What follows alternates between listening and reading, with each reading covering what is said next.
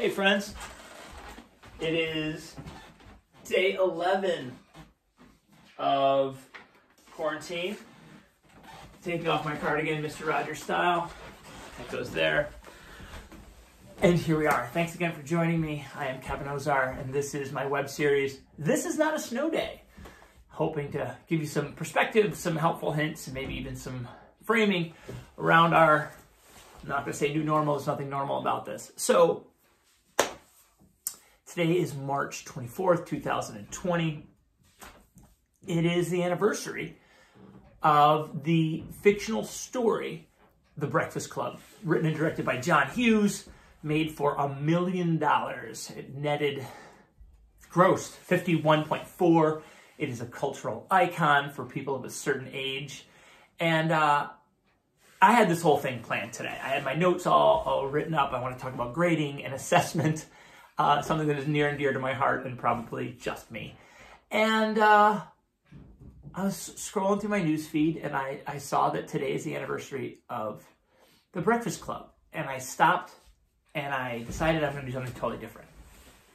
And that's kind of what I want to talk to you guys about. I think a lot of us as adults like to plan our days. We like to have our agenda. We have our meetings lined up. We know what we think is going to happen. As teachers, we plan out weeks at a time in a big picture, and then we start filling it in, and then we fine tune it, and then we day to day. As parents, we know how important structure is, especially for our young learners. And then something happens, and we have two choices. We can change, we can shift, we can adapt, or we can decide to be in conflict and fight for our schedule against things that probably are going to win. And so today, when I saw it was the Breakfast Club's anniversary, I decided to change. I decided to adapt. I was like, you know what? I can do that other plan later. And maybe the trailer for next episode. Maybe. But I wanted to talk a little bit about the Breakfast Club because for those who don't know, it is the story of 6 archetypally different teens. The prom queen, the jock, the nerd, the stoner, the weirdo, space cadet. I forget what they call her.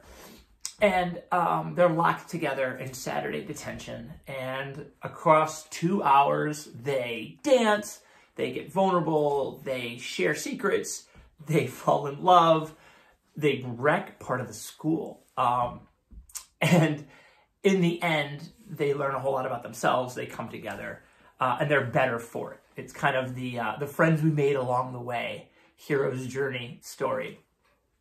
And so it's really easy to look at that and I think take some lessons for what we're going through right now. I think a lot of us feel like we're in detention. We are locked in a space. There's this immovable power in the form of a nasty assistant principal who apparently raids Barry Manilow's closet on the weekends, who has done this to them, who has put them in this uncomfortable place, and yet at the end of the movie, it was the best thing that happened to them. I'm not saying that this quarantine and this global pandemic are the best thing that ever happened to us. Far from it. However, the opportunity to reconnect, to slow down, to prioritize, to focus on what is truly important and not what we have been told is important or somehow defaulted to what's important, I think can be really, really powerful. I love that they make over the one girl and exchange earrings and swap, and I think that's a great metaphor for what we can do with our learners. I'm currently watching a couple of YouTube series that are really important to my 10-year-old that I would never, ever, ever watch. And I find myself laughing a bunch, and we talk about it, and it's pretty fun. And I have the time to do that. We're doing face masks as a family, not the medical kind. Clearly, you should donate any of those that you have to people who need it. But we're going to do like the pore strip masks and you glue them on, and we're going to do that because that's something that's interesting to my 13-year-old. So I'm going to share that experience with her, much like I'm teaching them about some of the bands that I really like that they've heard in the background, but I've never really talked them through why it's important or where I saw them or digging out an old shirt and talking about it.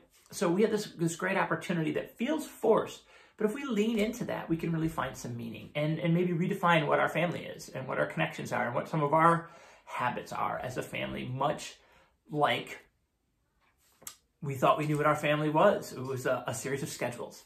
And now this awful, awful reality has given us a chance to really think about it maybe differently, and to use this forced time to create some new family traditions, some new connections, some deeper bonds, and to reevaluate what's really important. So today's theme on the anniversary of the fictional detention, I would love for you to not be afraid to adapt, to not be afraid to shelf a plan and do something that's presenting itself as an opportunity to connect, to continue to empower your kids.